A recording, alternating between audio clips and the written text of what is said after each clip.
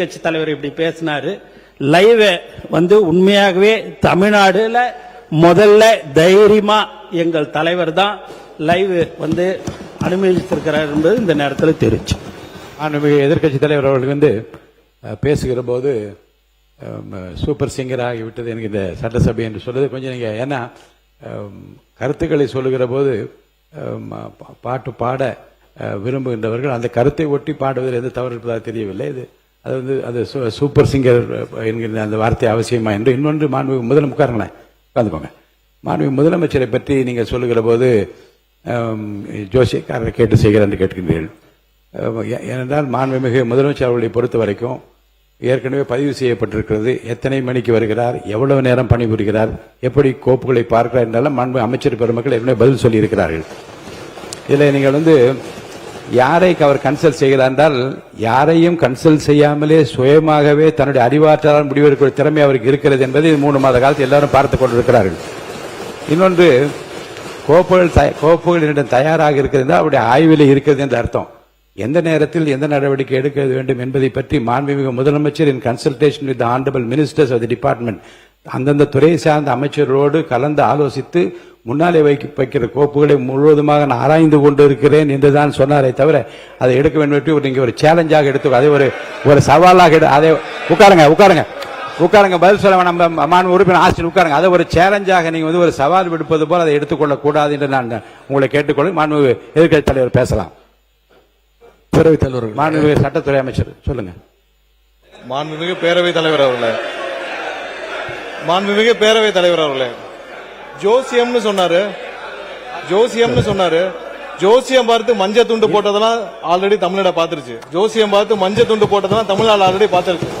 அதனால எதை செய்தாலும் வெளிப்படையாக எந்த ஒளிவனுகளும் செய்ய தெரியும். எதை எப்ப எடுக்கணும் என்னன்னு தெரியும். எல்லா துறைகளிலும் எப்பெல்லாம் சட்டப்பூர்வமான நடவடிக்கை எடுக்கப்பட்டு எல்லா துறையிலும் எடுத்துட்டு வருது. எல்லா துறைகளிலும் அந்தந்த துறையில எங்கெங்கெல்லாம் வயலேஷன் இருக்கோ, எங்கெங்கெல்லாம் விதிமீறல் இருக்கோ அதுக்கான சட்டப்பூர்வம் நடக்கிற வழக்குகள்லாம் பதிவு செய்யப்பட்டு தான் வருது. அதனால நாங்க ஏற்கனவே இந்த ஜோசியம் பார்த்து மஞ்சள் துண்டி பார்த்துட்டோம், எல்லாரும் பார்த்துட்டோம். ரொம்ப எதிர்கட்சி தலைவர் அவர்கள், பேரவைத் தலைவர் அவர்களே, எதிர்கட்சி தலைவர் பேசும்போது நீங்க அவள் கட்சியை சார்ந்த உட்காருங்க. அவங்க பேசுறாங்கல்ல எதிர்கட்சி தலைவர். பேரவைத் தலைவர்களே, இதைத்தான் நான் குறிப்பிட்டேன். நாங்க ஒரு கேள்வி கேட்டா நாங்களே ஆச்சரியப்படுறவர்களுக்கு நாங்களே அதிசயப்படுற அளவுக்கு நீங்க ஒரு பதில் சொல்றீங்கிறது இதுதான் நான் சொன்னேன். அதன் பிறகு ஜோசியக்காரன் அப்படின்னு சொல்றது தவறுன்னு சொல்றீங்க. நீங்க ஜோசியக்காரன் அப்பாயின்மெண்ட் நீக்கி இருக்கீங்க. ஜோசியங்கிற வார்த்தை ஒன்றும் தப்பான, ஜோசியக்காரங்கிறது தப்பான வார்த்தை கிடையாது. லைவ் திமுக ஆட்சியில் தான் முதன் முறையாக நாங்க தேர்தல் அறிக்கையில சொன்னோம். கேள்வி நேரத்தை முதலாக லைவாக ஒளிபரப்பு செய்தது நாங்க. இப்ப இந்த கேள்வி நேரத்தையே எடுக்க முடியாத நிலைமையில தான் இன்னைக்கு இந்த அரசு நடந்துகிட்டு இருக்கு. இன்னொன்னு நீங்க லைவ்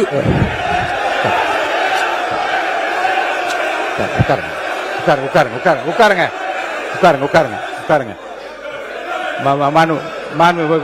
நீங்க எதிர்கட்சி தலைவர் கேள்வி நேரத்தை எடுக்க முடியாத நிலைமை அரசு இருக்கு என்பதை நான் அதை ஏற்றுக்கொள்ள முடியாது. என்றால் ஏற்கனவே நடக்கின்ற எல்லாவற்றையும் வெளியரங்கமா உங்களுக்கு தெரியும். எத்தனை கேள்வி அனுப்பி இருக்கிறோம், எத்தனை பதில் வந்திருக்கிறது. அந்த கேள்வி நேரத்தை நடத்த முடியாத நேரத்திலும் மாண்புமிகு உறுப்பினர்களை 55 விதியின் கீழ் கொடுக்கப்பட்டிருக்கிற தீர்மானங்களை எல்லாம் இங்கே கேள்விகளாக கேட்டு கூட பதில் பெற முடியுமா என்று பார்க்கின்ற முறை இங்கு கடைபிடித்து வருகின்றோம். எனவே கேள்விகளை பெறுவதில் கால தாமதம் இருந்தாலும் கூட இப்போது பதில் வரப்பெற்றிருக்கு. நேற்று முன்தினம் கூட அறிவித்திருக்கிறேன். 10 கேள்விகளுக்கு பதிலாக 5 கேள்விகளாக எடுத்துக் கொள்கிறோம் என்று நான் அறிவித்திருக்கிறேன். எனவே எடுக்கப்படவில்லை. நீங்க சொல்றதெல்லாம் நான் ஒத்துக்கிறேன். நான் உங்களை குறை சொல்லவே இல்லை. உங்களை நாங்கள் பாராட்டுகின்றோம். உங்களுக்கு ரொம்ப பொறுமையாக எல்லாரையும் ஹேண்டில் பண்றீங்க. அதை பத்தி நாங்கள் கவலைப்படல. நேரலை நாங்க செய்யவில்லை அப்படின்னு சொன்னாங்க. சட்டமன்ற வரலாற்றிலே முதன்முறையாக நேரலை செஞ்சது திராவிட மாடல் அரசு, எங்களுடைய தலைவர் அவர்கள் தான். கேள்வி நேரம் ஒவ்வொரு நாளும் 1.5 மணி நேரம் 10 கேள்விகள் எடுக்கப்பட்டு அனைத்து எதிர்கட்சி தலைவர் அப்ப இருந்த அண்ணா திராவிட முன்னேற்ற கழக உறுப்பினர்கள் அத்தனை பேருக்கும் வாய்ப்பு கொடுத்தது எங்களுடைய தலைவர். அது லைவ் செய்யப்பட்டது. இப்போ நீங்க எல்லா நிகழ்ச்சியும் லைவ் பண்றீங்க. இந்த பிரச்சனையை தான் உங்ககிட்ட சொல்றேன். லைவ் பண்றதுனால என்னென்ன பிரச்சனைகள் வருது என்பதை உங்களோட கவனத்துக்கு கொண்டு வர. நீங்க அவை குறிப்பில் நீக்கிறேன் நீங்க நீக்கிட்டே இருக்கீங்க. ஆனா எல்லாமே அங்க ரீல்ஸாக மாற்றப்பட்டு அங்க போய் கொண்டிருக்கிறது. ஏற்கனவே மாண்புமிகு எதிர்கட்சி தலைவர் இது குறித்து வெளியில இருக்கக்கூடிய நீங்க என்ன உங்க தலைவை கட்டுப்படுறீங்களா? நீங்க பிடிக்கிறீங்க? நீங்க எதுக்கு பேசுறீங்க? நீங்க நீங்க ஏன் பேசுறீங்க? நீங்க மாண்புமிகு எதிர்க்கட்சி தலைவர் சொன்ன கருத்துக்கு ஏற்கனவே திராவிட முன்னேற்ற கழகத்தின் சார்பில் ஒரு மீடியா இங்கே நீக்கப்பட்டதை வைத்து அவர் சித்திரம் வெளியிட்டுக் கொண்டிருக்கின்றார்கள். அதை பற்றி உரிமை குழுக்கு அனுப்ப வேண்டும் என்று ஒரு கடிதம் கூட நீங்க கொடுத்திருக்கின்றீர்கள். அப்படி நீக்கப்பட்ட பிரச்சனை குறித்து எந்தெந்த மீடியாவில் வந்திருக்கிறதோ நீங்க கவனத்துக்கு கொண்டு வாருங்கள். அவர் மீது உரிமை குழு நிச்சயமாக அனுப்பி நடக்க வேண்டிய இந்த அவையின் சார்பாக நான் தெரிவித்துக் கொள்கிறேன். அதன் பிறகு இந்த முதலமைச்சர் சொன்னது அந்த 3 ஃபைல்கள் இருக்கு. நான் எதுவும் சேலஞ்ச் எல்லாம் பண்ணல, நான் ஓபன் சேலஞ்சே பண்றேன். முதலமைச்சர் அவர்கள் தொடர்ந்து பார்க்கட்டும், யார் மீது நடவடிக்கை எடுக்க உண்மையாக குற்றச்சாட்டு ஆதாரத்தோடு இருந்தால் அவர் நடவடிக்கை எடுக்கட்டும். எனவே சினிமால பஞ்ச் டைலாக் பேசுறதெல்லாம் சட்டமன்றத்தில் பேசுறேன். நீங்க அப்படி பஞ்ச் டைலாக் இல்ல இல்ல நீங்க நீங்க இல்லங்க நான் என்ன சொல்றேன், இது நீங்க பேரவைத் தலைவர் இல்ல மாண்பு பாருங்க கருத்து இல்ல கருத்து இல்ல இல்ல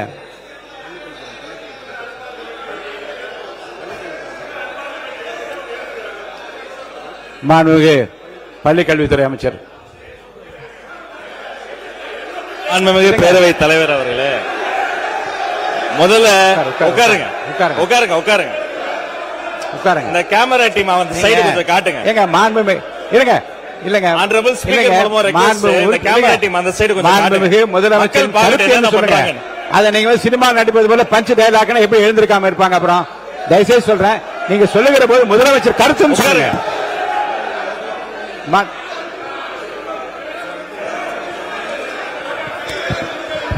உட்காருங்க உட்காருங்க.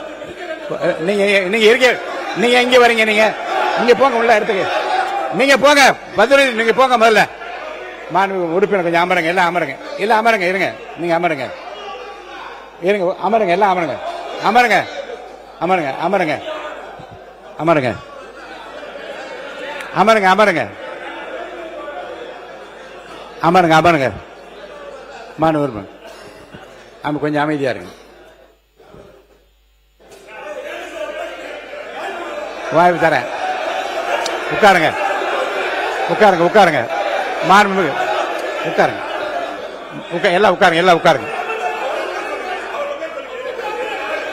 நான் உடனே தான் பேச அனுமதிக்க போறேன். உட்காருங்க உட்காருங்கன்னு சொல்றேன். உட்காருங்க உட்காருங்க உட்காருங்க உட்காருங்க.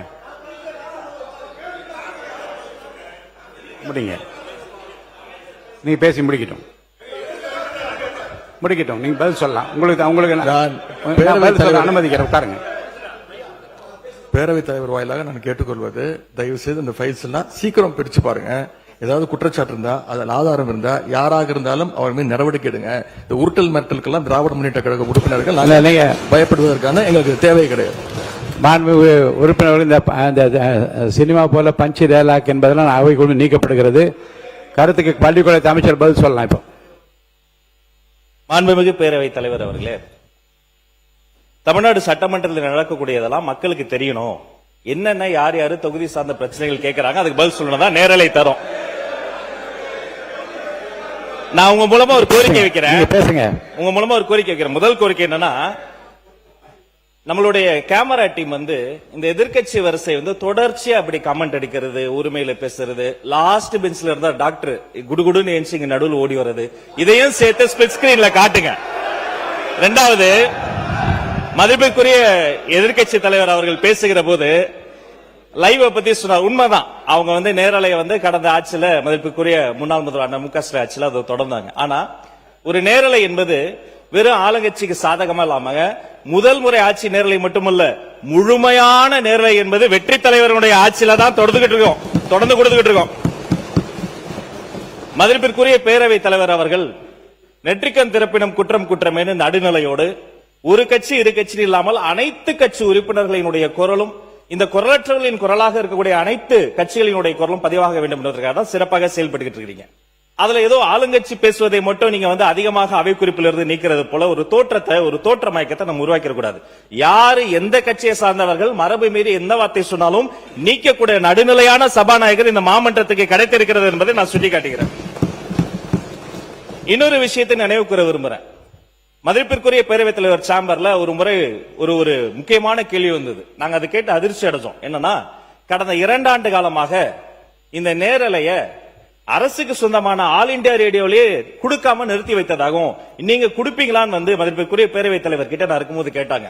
இதை குறித்து கலந்து ஆலோசித்து தொலைக்காட்சி மட்டும் கிடையாது, வானொலியிலையும் நேரலை போட்டு குக்கிராமத்தில் இருக்கவங்களை கேட்கட்டும் முடிவெடுத்த சபாநாயகர் நீங்க.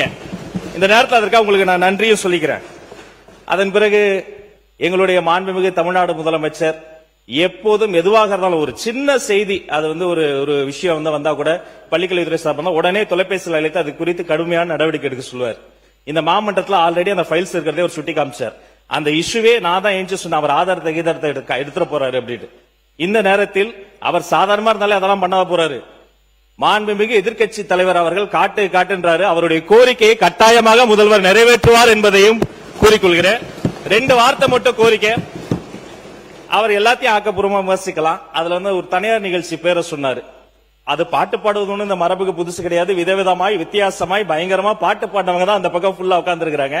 அதெல்லாம் அந்த தனியார் நிகழ்ச்சியினுடைய பேரையும் நம்ம வந்து நீக்கிடலாம். இவரை தான் நியமிக்கணும், இவரை நியமிக்க கூடாது. இந்த தொழில் உயர்ந்தது, இந்த தொழில் தாழ்ந்ததுலாம் கிடையாது. இது இன்க்ளூசிவ் கவர்மெண்ட், அனைவருக்கும் அதிகாரம், அனைவருக்குமான ஒரு விஷயம் தான் நேர்மையான முறையில் பை மெரிட்ல போயிட்டே இருக்குது. அதனால ஒரு குறிப்பிட்ட ஒரு விஷயத்தை மட்டும் சுட்டி காட்டுகிற பொழுது அது வந்து ஏற்புடையதல்ல.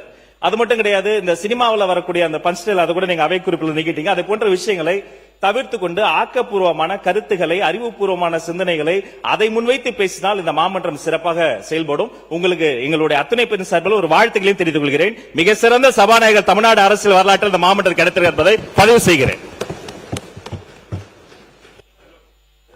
மாண்புமிகு எதிர்க்கட்சி தலைவர். பேரவைத் தலைவர், நான் உங்க சார்பா பேசிட்டு இருக்கேன். இப்ப நீங்க நீக்கிட்டீங்க, ஆனா இப்ப எல்லாம் லைவ்ல போயிடுச்சு. இப்ப அதுக்கு என்ன பண்ண போறீங்க? அது என்ன நடவடிக்கை எடுக்க போறீங்க? அதாவது லைவ் கொடுப்பதை நாங்க எதிர்க்கவில்லை, நாங்கள் பாராட்டுகிறோம். லைவ் நீங்க கொடுத்திருக்கீங்க, நல்ல முயற்சி, நாங்க பாராட்டுறோம். ஆனா அதுல இருக்கக்கூடிய பிரச்சனைகளை இங்க நான் சொல்றேன். நீங்க அவை குறிப்பில் நீக்கிறீங்கன்னு சொல்றீங்க. நீங்க எவ்வளவு நீக்கினாலும் அது சோசியல் மீடியால ட்ரெண்ட் ஆகிட்டு இருக்கு, வைரலா போயிட்டு இருக்கு. அதான் உங்களுடைய கவனம். எதிர்க்கட்சி தலைவர் சொல்ல விரும்புகிற கருத்து வந்து, குற்றச்சாட்டுகளை எந்த பக்கத்திலிருந்து வைத்தாலும், அது முன்னாள் ஆண்டவர்களாக இருந்தாலும் சரி, இப்போது ஆள்கின்ற இடத்தில் இருந்தாலும், ஆதாரப்பூர்வமான கருத்துக்களை சொல்வதன் மூலமாகத்தான் இந்த சபையிலே சில குறைந்தபட்ச மாண்பை நாம் காப்பாற்ற முடியும் என்பதையும் கருத்திலே கொண்டு, அப்படி ஆதாரம் இல்லாமல் சொல்லுகிற போது நான் உடனே நீக்க வேண்டும் என்பது ஒரு நியாயமான மரபு.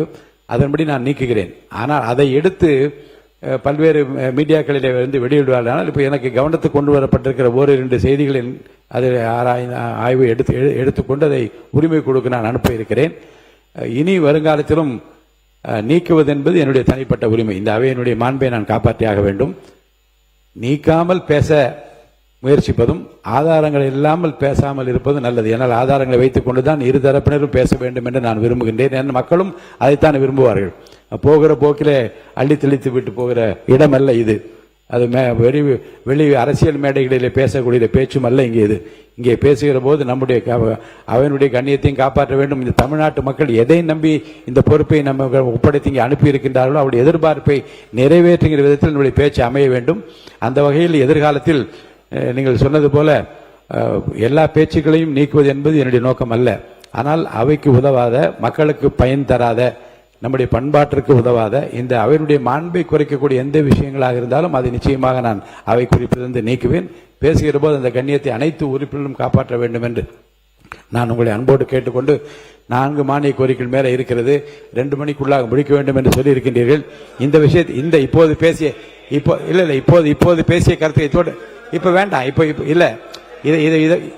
இப்ப பேசின மாண்பு எதிர்க்கட்சி தலைவர் பேசின பேச்சை ஒட்டி நீங்க பேசுவதாக இருந்தால் அனுமதி இல்லை. வேற ஏதாவது இருந்தா நீங்க சொல்லுங்க. வேற அது தரேன். இல்ல மானிய கோரிக்கை நடக்கிற போது வாய்ப்பு தரப்போறேன். இதே நேற்று செய்ததை போலவே மானிய கோரிக்கை நடக்கிற போது அது குறித்து பேச வாய்ப்பு தரேன்.